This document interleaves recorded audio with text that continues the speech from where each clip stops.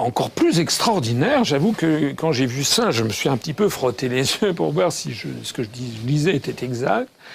C'est la déclaration qu'a faite Jacques Attali lors d'un colloque qui s'est tenu à Paris. C'était au musée du Quai Branly, là, au musée des Arts Premiers. Attali, qui, je vous le rappelle, il y a environ 1 an et demi de cela, était venu et nous avait expliqué aux Français que finalement Emmanuel Macron serait en gros le prochain président de la République et qui d'ailleurs il connaissait qui serait après lui. Bon, c'est d'ailleurs à partir de ce moment-là qu'on a eu droit au grand lancement de l'opération de marketing Macron. Eh bien là, ce qui s'est passé est assez drôle, enfin est assez incroyable, puisque Jacques Attali a été interrogé lors de ce colloque et quelqu'un lui a posé comme question de quoi Emmanuel Macron est-il le nom ? Et Jacques Attali a répondu textuellement ceci, alors je le lis pour ne pas me tromper. Monsieur Attali a répondu de quoi Emmanuel Macron est-il le nom du vide de la politique française. Il n'incarne que le vide, que cette gauche qui veut à la fois être au pouvoir et ne pas y être, parce qu'elle déteste la gauche de gouvernement. Il est le nom de ceux qui rêvent que la gauche ne soit pas au pouvoir.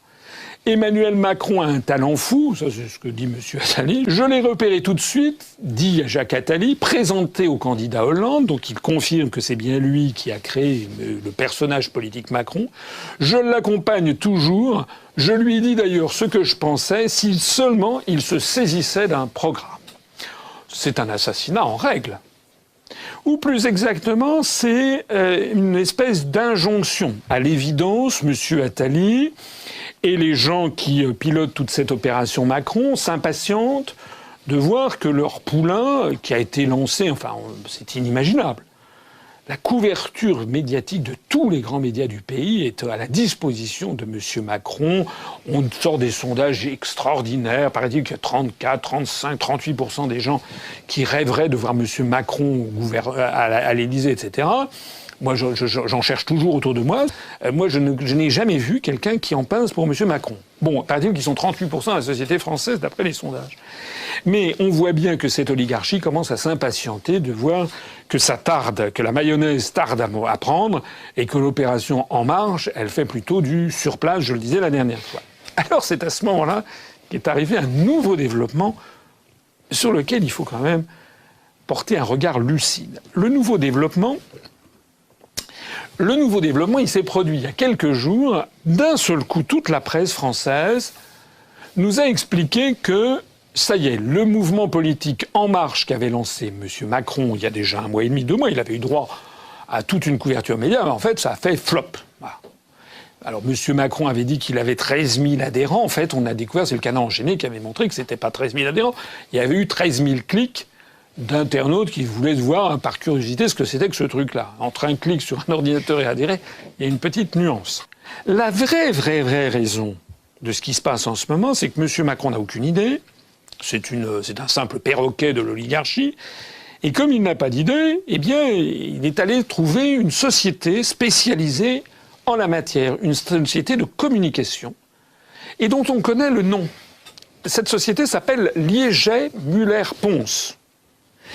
Et il y a un journaliste, que j'ai d'ailleurs déjà cité, je crois, dans un entretien antérieur, Meurice, de France Inter, et qui a révélé au public ce que tous les journalistes politiques français savent, mais n'osent pas dire. Tous les journalistes politiques français savent ce qui se cache derrière les marchands de Macron. La société Liegey Müller-Ponce.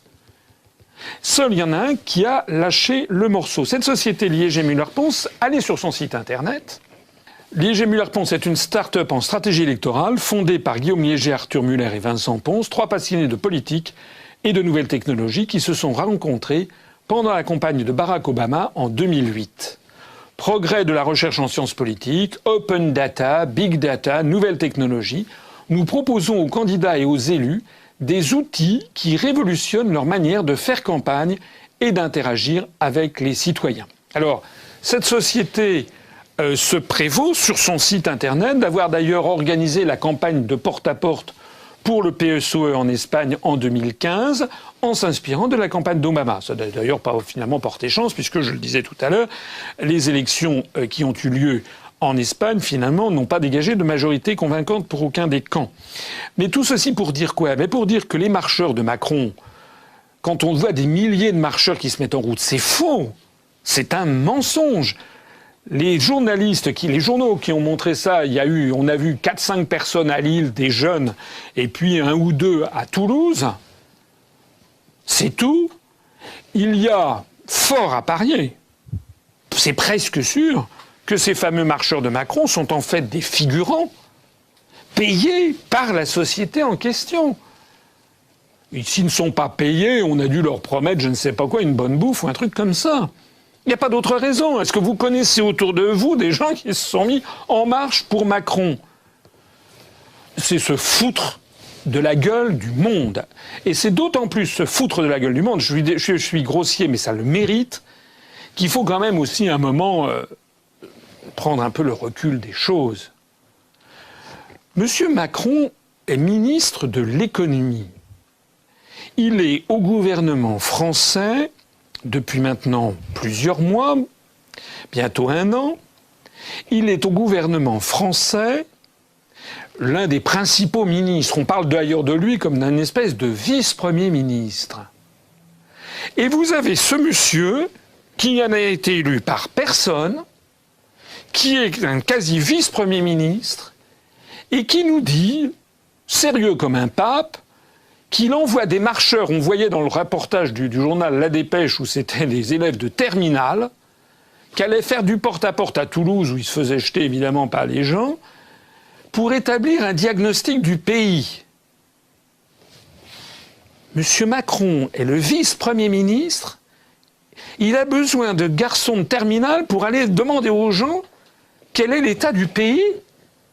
Mais quelle est la politique qu'il fait? En vertu de quoi? S'il se fonde sur quoi? Et d'ailleurs, à quoi servent les services des renseignements généraux, enfin qui ont changé de nom, du ministère de l'Intérieur? À quoi servent les dizaines et dizaines de milliers de fonctionnaires du ministère des Finances qui sont sous les ordres de M. Macron et qui font remonter constamment à son cabinet des quantités d'informations sur la société française? Cette affaire Macron montre d'une façon allégorique, incroyable, à quel point en fait les élites qui dirigent la France ont perdu la raison.